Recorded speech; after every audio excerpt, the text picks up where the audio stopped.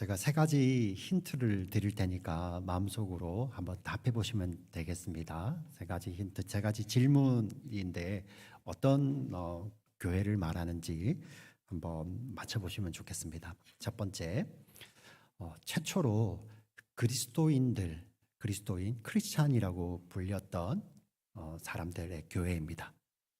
최초로. 그리고 성경에 보면 여러분 한번 마음속으로 답해 보시면 되겠습니다. 근데 두 번째는 최초로 어떤 자연재해가 일어났을 때 다른 나라에다 구제연금을 보낸 교회입니다. 자연재해가 일어났을 때. 그리고 마지막은 처음으로 공식적으로 교회가 선교사를 파송한 교회입니다. 최초의 교회입니다. 첫 번째는 최초로 그리스도인들이라고 불렸던 교회. 두 번째는 처음으로 다른 나라에 구제헌금을 보냈던 교회. 마지막 세 번째는 처음으로 교회가 공식적으로 선교사를 파송했던 교회입니다. 여러분 어느 교회들 같습니까? 마음속으로. 제목이 스포를 하고 있네요. 다들 보시면서 내 다 알아. 왜 그냥 네, 맞습니다. 세 군데가 전부 다 안디옥 교회를 이야기합니다. 최초로 그리스도인들이라고 불렸고, 최초로 다른 나라에 구제헌금을 보내었고, 최초로 성령께서 직접 말씀하셔서 선교사를 파송하게 했던 이 교회의 이야기, 사도행전에 쭉 펼쳐지는데 오늘과 이제 다음 주 두 주에 나눠서 이 안디옥 교회가 어떤 곳인지 저희들 한번 살펴보기를 원합니다. 안디옥이라는 이름이 성경을 이제 읽어보신 분들은 좀 익숙하실 것입니다. 우리 신약 성경에는 수리아 안디옥이라고 나와 있습니다. 수리아는 시리아를 이야기합니다. 이 당시 로마가 이 세계를 지배할 때 로마의 속주 중에 하나가 시리아였는데 그 시리아의 주도가 바로 안디옥입니다. 지금 우리에게도 알려져 있는 곳입니다. 작년에 뉴스에 굉장히 많이 나왔어요. 그때 시리아 튀르키예 대지진이 있었죠. 기억나십니까? 그때 한국에서 구조단을 파견했어요. 기억나시죠? 그때 1년밖에 안 됐는데 작년 2월 달에 있었는데도 벌써 오래된 것 같지만 그때 한국에서 구조단을 파견했는데 그때 한국 구조단들이 있었던 곳이 어디입니까? 안타키아라는 곳이었죠. 튀르키예 안타키아. 거기가 바로 이 안디옥입니다. 그 예전에 예수님 당시 이 사도행전 당시에는 시리아 지역이었지만 그게 이제 시리아와 튀르키예 경계에 있어요. 이 안디옥이. 그런데 지금의 현재는 튀르키예, 옛날 터키죠. 터키의 안타키아라는 곳이 바로 안디옥입니다. 그 당시 이 사도행전 당시에는 로마 제국 아래서 로마, 알렉산드리아 다음으로 큰 도시, 약 인구가 50만 명 이상이 되는 엄청나게 큰 도시입니다. 이 안디옥 교회 이야기를 저희들이 한번 풀어가려고 하는데요. 오늘 본문은 이렇게 시작을 하고 있습니다. 스데반 때 환란이 일어났죠. 예루살렘 교회에서 섬기고 있던 일꾼으로 섬기고 있던 스데반 우리 집사님이 순교를 하지 않습니까? 그리고 그때 큰 핍박이 일어나서 많은 사람들이 흩어집니다. 예루살렘을 중심으로 북쪽으로도 흩어지고 남쪽으로도 흩어지는데 그때 그 가운데서 북쪽으로 흩어졌던 자들이 있습니다. 오늘 우리 19절에 보면 본문에 나와 있는데 이들이 어디까지 흩어지냐면은 그 지중해 연안 도시입니다. 지금 옛날에 두로와 시돈이라고 되어 있던 곳인데 우리 19절을 같이 한번 읽어볼까요? 19절 같이 있습니다. 시작. 그때 스데반의 일로 일어난 환란으로 말미암아 흩어진 자들이 베니게와 구브로와 안디옥까지 이르러 유대인에게만 유대인에게만 말씀을 전하는데 여기 나오는 베니게는 페니키아입니다. 두로와 시돈이라고 말하고요. 지중해 연안에 붙어 있습니다. 구브로는 섬입니다. 지중해 안에 있는 섬. 한국말로는 키프로스라고 나와 있죠. 영어로는 사이프러스입니다. 그리고 이 안디옥이 지금 말하는 안타키아라는 도시죠. 여기까지 막 흩어져서 사실 이들은 유대인들에게만 말씀을 전합니다. 왜냐하면 이들은 다 유대인들이었거든요. 이들은 디아스포라 유대인들, 흩어져 있던 유대인들. 우리 사도행전에는 헬라파 유대인이라고 나와 있죠. 이들은 유대인이기 때문에 당연히 유대인에게만 말씀을 전하고 있었습니다. 근데 오늘 본문에 보니까 안디옥이라는 곳에 이르러서 이들이 드디어 이 헬라인들, 그 안디옥에 살고 있는 이방인들이죠. 그들과 말을 하기 시작하고 그들에게 복음을 전합니다. 20절 말씀을 같이 한번 읽어보겠습니다. 20절 같이 읽습니다. 그 중에 구브로와 구레네 몇 사람이 안디옥에 이르러 헬라인에게도 말하여 주 예수를 전파하니. 자, 구브로와 구레네에서 온 몇 사람은 유대인들입니다. 이 구브로는 아까 말씀드렸던 키프로스라는 섬이죠. 이 안디옥하고 그렇게 멀지 않습니다. 근데 구레네는 어떤 곳이냐면은 지금 시대에는 북아프리카 리비아입니다. 리비아는 이스라엘에서 이집트보다도 더 서쪽에 있는 것이죠. 사실 예루살렘에서 이 안디옥까지 거리가 약 한 구글 지도로 여러분 검색해 보시면 걷는 거, 차 타고 가는 거 말고 걷는 거로 하면 한 411마일 정도 됩니다. 걸어서는 6일 7시간 정도 나오더라고요. 그런데 여기 구레네 같은 경우는 1000마일이 훨씬 넘어요. 예.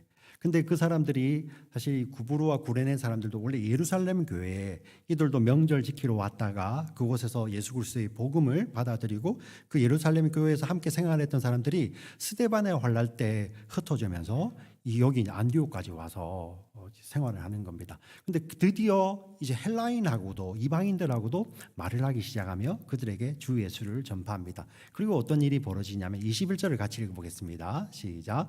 주의 손이 그들과 함께 하심에 수많은 사람들이 믿고 죽게 돌아오더라. 예. 여기 보면은 이제 헬라인들하고도 이야기를 하는데 헬라인과 유대인들이 같이 교회 공동체를 이루고 있는 거예요. 네. 사실 우리들은 뭐 그게 어때서 하는데 유대인들에게는 정말 있을 수 없는 일들이 일어나고 있는 거죠. 근데 이 배경이 되는 것이 우리는 스데반의 우리 환란 박해 사건 6장에 일어났죠. 그 다음에 지금 우리 11장인데 그 사이에 수많은 일들이 있었던 걸 사도행전이 이야기하고 있죠. 그 가운데서 특별히 베드로와 고넬료의 만남을 통하여서 성령 하나님께서 이방인과 유대인의 그 있던 장벽들, 막힌 편견, 담들을 다 헐어버리셨어요. 자, 그 일이 일어난 후에 이런 일이 벌어지고 있는 것이죠. 근데 사실 이것을 우리가 짧게 읽어보면 좀 실감이 안 가는데 여러분들 거룩한 상상력을 좀 발휘해 보시면 이민교회 이야기를 그대로 하고 있습니다. 이들 구레네 사람은 원래 어디였다고요? 북아프리카 리비아 출신이잖아요. 그들이 예루살렘에 와 있어 신앙생활을 하다가 이제는 안디옥까지 왔습니다. 이들은 뭐 하고 살았을까요? 지금처럼 뭐 교회가 가는 곳곳마다 잘 돼 있던 곳이 아니죠. 교회가 원래 없었던 곳이에요. 처음 교회가 생깁니다. 그럼 그 사람들은 생업은 뭐였을까요? 한번 생각해 보셨습니까? 아까 예루살렘에서 안디옥까지 그냥 쉬지 않고 걸어가도 6일 7시간이 걸려요. 굉장히 먼 거리죠. 지금처럼 여러분들 한국에 재산이 있으면 미국 와도요, 그죠? 우리 카드 같은 거로 돈 뽑아 쓸 수 있죠. 한국에 나는 전혀 없습니다. 그런 분도 계시겠지만 어떻게 알았지? 내가 한국에 좀 있었는데. 근데 옛날은 그런 시대가 아니잖아요. 네, 가지고 다니든지. 근데 예전에는 많은 돈을 가지고 다닐 수가 없어요. 강도가 하도 많아가지고. 네. 그러면은 이들이 안디옥이란 곳에 왔을 때 자기들도 생업을 해야 돼요. 그렇지 않습니까? 이들 뭘 했을까요? 뭐 물건을 팔든지, 아니면 기술이 있으면 뭘 만들어서 팔든지, 아니면 이것도 저것도 아니면 누구 밑에 가서 점원으로 일을 하든지 그 생업이 있었을 거 아니에요.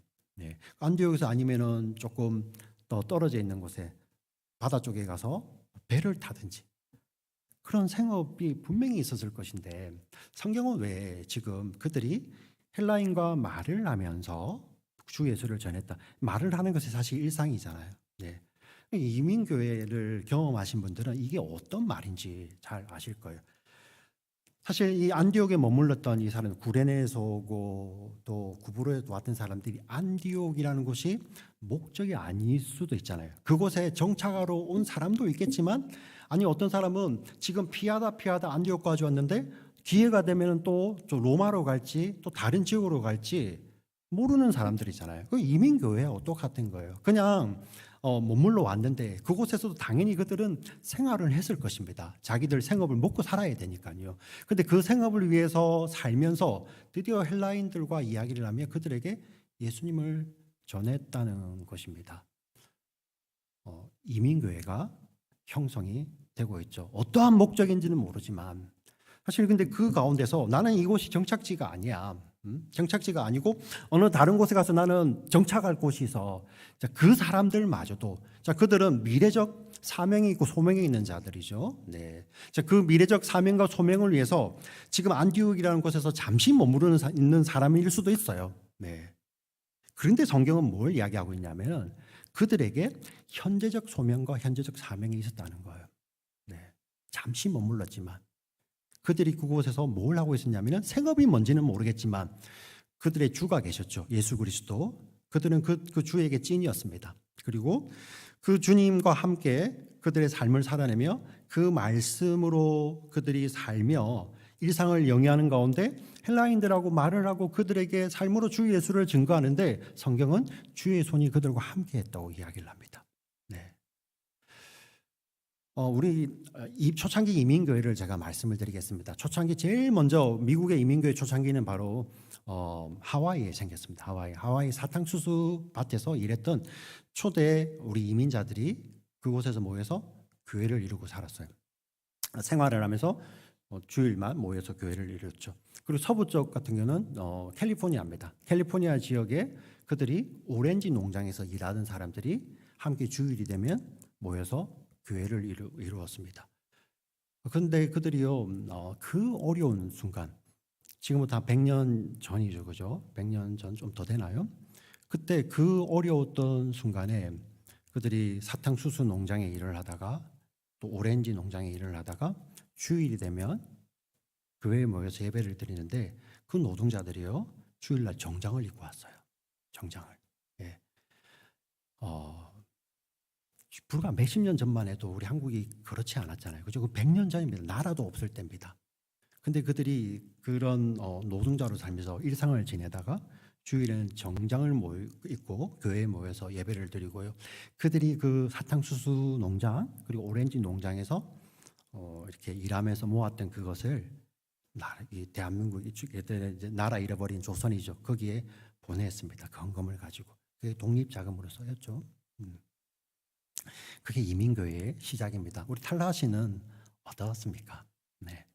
처음에 이민자들이 많이 모여들었죠. 우리 교회도 마찬가지입니다. 처음엔 교회가 없었습니다. 네. 그래서 사람들이 모여서 예배를 드리다가 성경 공부부터 시작을 하죠. 같이 처음에는 뭐 성경 공부 기도를 먼저 했겠습니까? 한국 사람 만나니까 반가워서 좋아서 모여서 모임을 시작하다가 어느 순간에 그러면 우리 같이 성경 공부하자, 같이 기도하자. 그렇게 시작하다가 이제 교회가 생겨났겠죠, 그죠? 네. 그러면서 이민교회가 시작을 했습니다. 그들도 다 생업이 있었죠. 네. 근데 그 생업 가운데서 삶을 살다가 삶을 통하여서 예수 그리스도의 복음을 나누기 시작하는 것입니다. 사실 여기서 나오는 헬라인들은 안디옥 토박이들이죠. 원주민들이죠. 그들에게 이민자들이 모여서 그들의 삶을 나누고 있을 때 그 가운데서 그 원주민들이 한 번도 유대인들하고 말도 섞어보지 않았던 그 헬라인들이 교회 안에 들어오는 거예요. 그리고 안디옥 교회가 생겨나는 것입니다. 근데 그 장면을 보면서 성경은 주의 손이 함께 했다고 이야기를 하고 있습니다. 우리들도 이민 생활을 할 때 우리의 일상을 살아가는데 하나님께서 보시기에 주님께서 너와 함께 하신다고 말씀하시는 거, 그런 평가를 받으시는 거, 그게 사실 전부 아닙니까? 네. 너는 나를 믿는다고 하지만 너의 삶은 나하고는 전혀 상관이 없구나. 그거 다르잖아요. 사실 이 이민교회를 보면서 우리 이민교회자들, 이민교회인들은 이 이야기를 잘 알아요. 우리 이민교회들 이런 사명이 있어요. 특별히 이곳에 이민자들이 하잖아요, 그죠? 우리 뭐라고 합니까?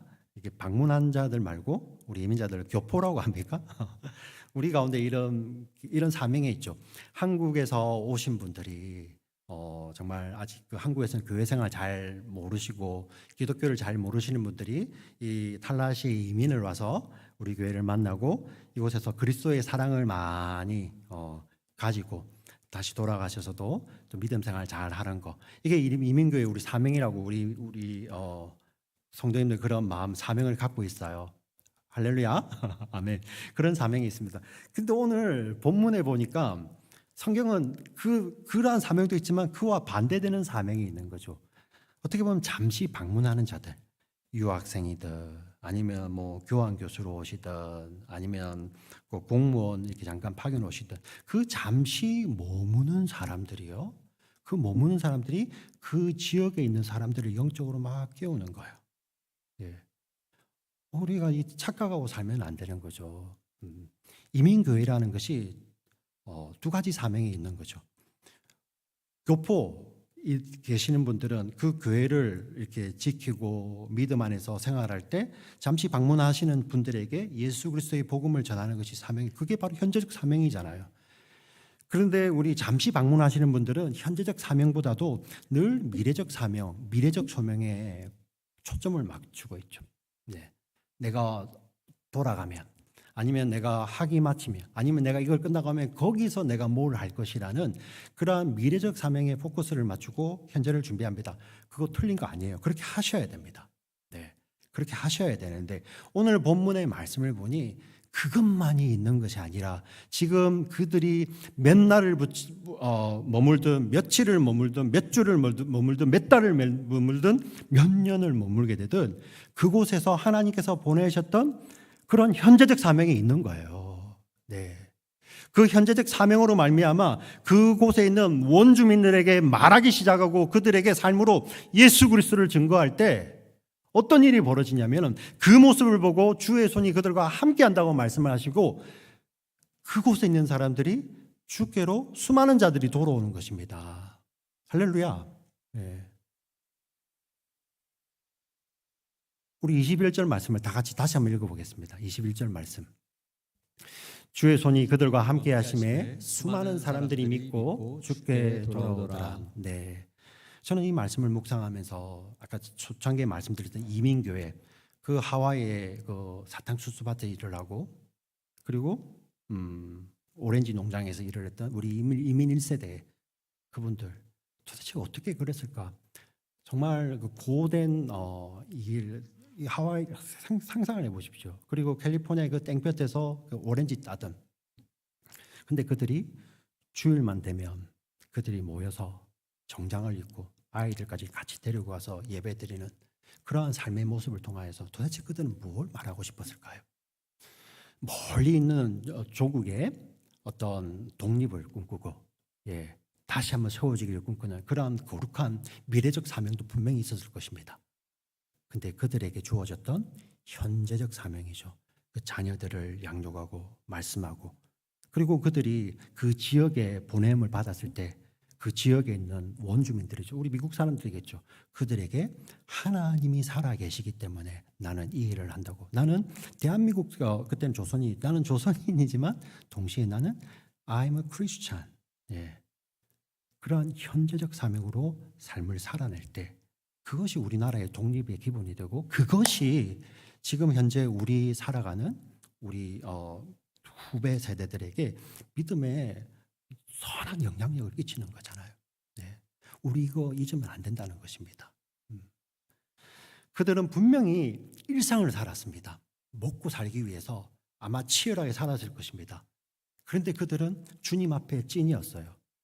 주님이 그들의 주인이었고 그렇기 때문에 일상을 살아갈 때 주께서 맡겨주신 그 말씀의 원리를 따라 살아왔죠. 그렇기 때문에 그들이 헬라인들하고 말을 하기 시작하였고 그 말을 통해서 전해진 그 복음이 그들을 변화시켜서 그들이 함께 모여서 교회가 이루어지는 것입니다.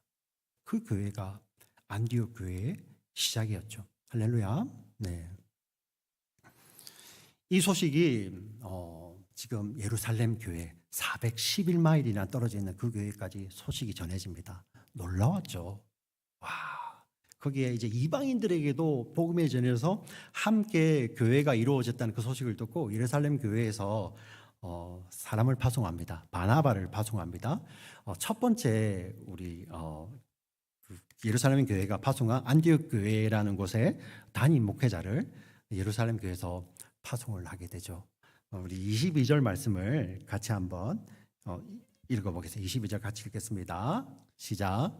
예루살렘 교회가 이 사람들의 소문을 듣고 바나바를 안디옥까지 보내니. 예, 예루살렘 교회가 400마일 넘게 떨어져 있는 그곳에서도 이 소문을 듣고 바나바를 교회로 파송을 합니다.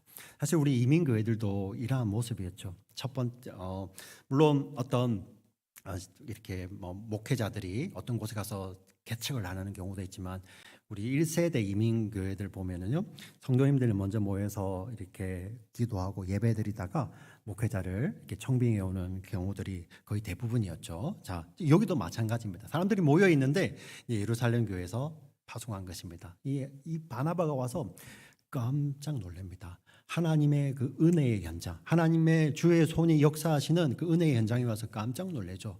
자, 그 모습을 23절 같이 읽겠습니다. 시작. 그가 이르러 하나님의 은혜를 보고 기뻐하며 모든 사람에게 굳건한 마음으로 주와 함께 머물러 있으라 권하니. 네, 하나님의 은혜를 보고 하나님께서 일하고 계시는 거예요. 네, 그곳에서 유대인들과 이방인들이 함께 어우러져서 하나님의 교회를 세워나가고 그 디아스포라 유대인들이 그곳에서 일상을 살아나며 생업 가운데서 정말 주님이 주인이기 때문에 충실한 삶을 사는 그 은혜의 현장을 보고 기뻐, 이렇게 이야기합니다. 모든 사람에게 굳건한 마음으로 주와 함께 머물러 있으라. 이 바나바가 권하는 것이 주와 함께 머물러 있으라. 이게 도대체 어떤 말일까? 원어적 의미를 잘 살린 번역이 NASB라는 번역이 있습니다. 이렇게 나와 있어요. Remain true to the Lord. 머물러 있으라. Remain true. 진실이죠. To the Lord. 주님께 진실하게 머물러 있으라. 이게 어떤 말이냐면 요즘 한국에서 굉장히 많이 쓰는 말이죠. 찐이야, 찐. 주님께 찐해라, 찐. 너는 주님께 찐해라. 이게 어떤 의미일까요? 우리 주님은, 우리 예수님은, 우리 하나님은 우리에게 진짜 찐이셨어요. 네. 말로만 사랑한다 이렇게 안 하셨어요. 내 사랑해. 내 사랑, 나는 사랑이고 능력이 많으니까 네가 구하면 내가 능력 조금 나눠줄게. 하나님 이렇게 안 하셨어요. 하나님 진짜 우리에게 찐 사랑을 보여주셨거든요. 그게 무엇입니까? 하나님의 모든 것이죠. 당신의 독생자를 우리에게 보내주셨습니다. 그 독생자는 어떻게 하셨습니까? 우리에게 찐이셨어요. 자신의 생명을 다 내어주셨죠. 우리에게 찐이셨던 그 주님께 이렇게 이야기를 합니다. 우리도 그 주님께 찐이어야 된다고 권하는 것이죠. 할렐루야. 네. 오늘 우리 교회에서 모든 쏟아지는 선포되는 그 메시지가 바로 일상을 사는 우리들을 향하여서 주시는 메시지는 무엇입니까? 하나님이 우리를 향해서 먼저 찐이셨으니 우리도 주를 향해서 찐이어야 된다는 그러한 말씀이죠. 지금 이민교회가 이렇게 지금 탄생을 하고 성장을 하고 있습니다. 그러면서 어떤 일이 벌어지죠? 24절 말씀을 같이 읽겠습니다. 24절 같이 읽습니다. 시작. 바나바는 착한 사람이요 성령과 믿음이 충만한 사람이라 이에 큰 무리가 주께 더하여지더라. 자, 보시면 마지막 절 보세요. 이에 큰 무리가 주께 더하여지더라. 이 이에는 원인과 결과를 나타내는 말이에요. 예. 어떤 원인이 있었는데 그 원인 때문에 결과가 큰 무리가 주께 더하여졌더라 이렇게 이야기를 하는 거예요. 그 원인이 무엇이었을까요? 주께 큰 무리가 주께 더하여지는 결과가 나타나는데 그 결과의 원인이 무엇일까요? 우리 한글 성경을 보면 바로 앞에 있는 바나바는 착한 사람이요 성령과 믿음이 충만한 사람이기 때문에 큰 무리가 주께 더하여지더라라고 이렇게 번역이 되어 있는 것 같은데요. 원어는 그렇게 안 기록되어 있습니다. 그리고 여러분들 영어 성경 NASB나 ESV 같은 데 보면 이렇게 번역을 살려서 원문의 의미를 살려서 번역을 했어요. 한글도 사실 이렇게 좀 의역을 한 거죠. 이에 큰 무리가 주께 더하여졌는데 그 원인이 뭐였냐면은 바로 바나바가 선포했던 메시지였죠. 주님께 찐, 주님께 붙어 있으라, 주님께 찐이여라는 그 메시지를 전했는데 그 메시지로 말미암아 큰 무리가 죽게 더하여지는 거예요. 메시지 때문에, 선포된 말씀 때문에 많은 사람들이 교회 안으로 들어와서 주님을 고백하게 되죠. 자, 그런데 그 메시지가 선포됐는데 오늘 원어적 의미는 그 메시지가 선포됐던 또 원인이 있었어요. 이유. 그 이유가 바로 바나바는 착한 사람이요 성령과 믿음이 충만한 사람. 이 메신저가 있었기 때문에 메시지가 선포되죠. 자, 이거를 조금 이렇게 역순으로 찾아가 볼게요. 요즘 우리 선거합니다. 대한민국 선거하는데 이제 공약들을 많이 내죠, 그죠? 사람들이에요. 그 메시지 아닙니까? 네. 근데 보통 보면은 그 메시지를 이렇게 이거는 너무 허구야, 이건 너무 말이 안 돼, 그렇게 하기도 하지만 여러분 선거판에서 어떻게 합니까? 그 메시지보다도 뭘 공격하죠? 메신저를 막 공격하잖아요. 예. 이런 사람이 이런 말을 하는데 이게 될 리가 있냐? 지금 이렇게 하죠. 선거가 보통 그렇게 이루어지잖아요. 자, 이 메시지가 분명하기 위해서는 클리어해야 되지만 정말 중요한 것은 이것을 전하는 메신저의 삶이 너무나도 중요한 거예요. 예. 지금 사도행전 이 본문이 뭘 이야기하고 있냐면 이 분명한 메시지로 말미암아 수많은 사람들이 죽게 들어오는데 그 원인을 이 메시지를 전하는 메신저에게서부터 보고 있죠. 네. 이거를 우리 현대 교회에 이렇게 그대로 적용할 수 있습니다. 지난 반세기 동안 70년대, 80년대 이후 한국 교회는 사실 급성장을 하게 됩니다. 대한민국이 성장을 하면서 교회도 성장을 했지만 물론 그때 어떤 분들은 그냥 너무 교회가 성장주의에 빠졌다고 이야기를 하지만 저는 그렇게만 보지 않습니다. 그때 진짜 찐들이 있었어요. 네. 진짜 찐들이 믿음 생활했습니다. 그때 사실 우리 교회 예수쟁이들, 아이고 저 크리스찬들, 저 교회밖에 모르는 사람들. 근데 그 70년대, 80년대, 90년대까지만 해도 그러한 말을 들을 때는 사람들이 어떻게 이야기하냐면은 정말 저들은 이렇게 왜 남들하고 좀 적당히 살면 되지, 좀 섞여 살지, 왜 저렇게 유난을 떠나? 그냥 뭐 이렇게 왜 이렇게 분위기를 깨지? 어떻게 보면 정말 이렇게 저들은 우리 세상하고도 너무 달라, 너무 구별되어 있어. 예. 분위기 파악을 못한다. 그러한 의미로 예수쟁이라고 불렀습니다. 그런데 그때 그 예수쟁이라고 말을 듣던, 당신들 크리스찬들 말을 듣던 그 사람들이 그게 싫지가 않았어요. 예. 왜? 내가 하나님 때문에, 내가 예수님 때문에 그런 이야기를 들을 때 그게 기뻤던 거예요. 그게 내가 정말 주님 때문에 이런 이야기를 듣는 거구나. 주님 때문에. 그게 기쁨이었고 그게 하나님께 영광이었어요. 근데 어느 순간인가 어떤 일이 벌어지냐면 당신들 우리하고 뭐가 달라? 똑같네 뭐. 똑같네. 네. 그러면서 어느 순간에서는 그런 이야기도 안 하죠. 오히려 세상이 교회를 걱정합니다. 네. 여러분 잘 생각해 보세요. 예수님께서 2000년 전에 이 땅에 오시고 죽으시고 부활하신 후에 예수님께서 우리를 위해 십자가에서 죽으시고 부활하셨다는 그 메시지는 지금도 불변이에요. 그렇지 않습니까? 그런데 문제는 그 메시지를 전하는 메신저의 삶 때문에 그 메시지가 희미해지는 거예요. 마태복음 5장 13절에 이런 말씀이 있습니다. 너희는 세상의 소금이라. 너희는 세상의 소금이라. 그런데 만일 소금이 그 맛을 잃으면 어떻게 하리요? 바깥에 버려져서 그 소금이 밟히게 될 것이다라고 예수님 분명히 말씀을 하십니다. 너희는 세상 가운데서 맛을 내는 소금인데 그 소금이 맛을 잃게 되면 바깥에 버려져서 밟히게 된다는 거예요. 예. 지금 이 일이 현대 교회에 일어나고 있죠. 주님 우리를 위해서 죽으시고 부활하셨다는 그 메시지는 지금도 분명한데 그 메시지를 전하는 메신저의 삶이 소금인데요. 맛을 잃어버리니까 그것이 버려져서 밟히고 있는 거예요. 그래서 그 메신저의 삶도 걱정하지만 오히려 이 메시지, 주님 우리를 위해서 죽으시고 부활하셨다는 그 메시지마저도 외면받고 있는 거죠. 외면. 한국 교회만 말하는 것이 아닙니다. 우리 이민교회도 우리는 어떻습니까? 네. 늘 우리가 요즘은 너무 미래적 소망, 미래적 소명, 제가 좋게 표현하는 겁니다. 거기에 너무 이 자리에 앉아 계신 분들, 네, 유학생도 있고 잠시 다녀오신 분도 계시고 심지어 우리 교민들, 교포들도 계시잖아요. 근데 너무 미래적 사명, 소명에만 이렇게 신경을 쓰다 보니까 현재 주어지는 현재적 사명 전혀 생각을 안 하고 살죠. 네. 나는 여기 잠깐 있다, 몇 년 있다가 딴 데 갈 건데 거기서부터 하면 되죠.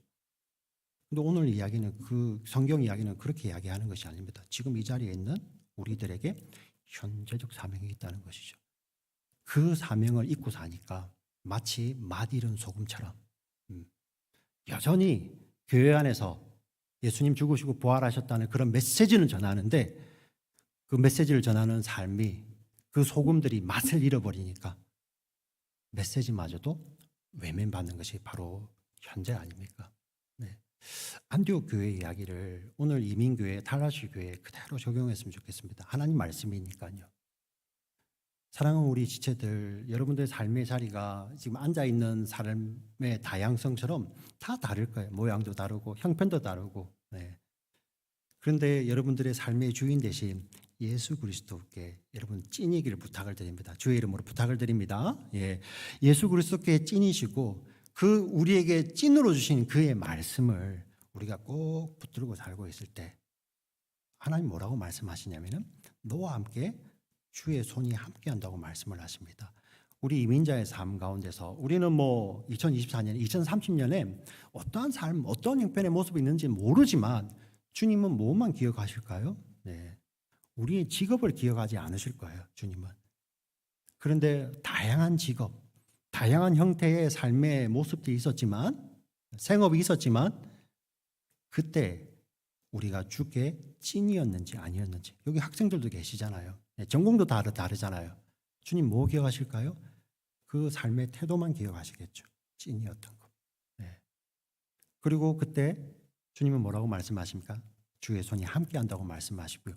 그런 우리들의 어떤 평범한 우리, 이름도 알려지지 않는 우리들의 삶을 통하여서 주의 몸된 교회가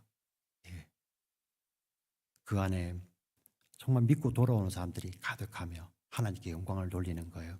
이 안디옥 교회 이야기가 2024년을 사는 오늘 우리 탈라시 한인침례교회 우리 성도님들 그리고 유튜브로 예배드리는 모든 성도님들의 삶을 통하여서 다시 한번 쓰여지시기를 주님의 이름으로 부탁을 드리고 축원드립니다. 아멘. 살아계신 하나님 아버지 참으로 감사합니다.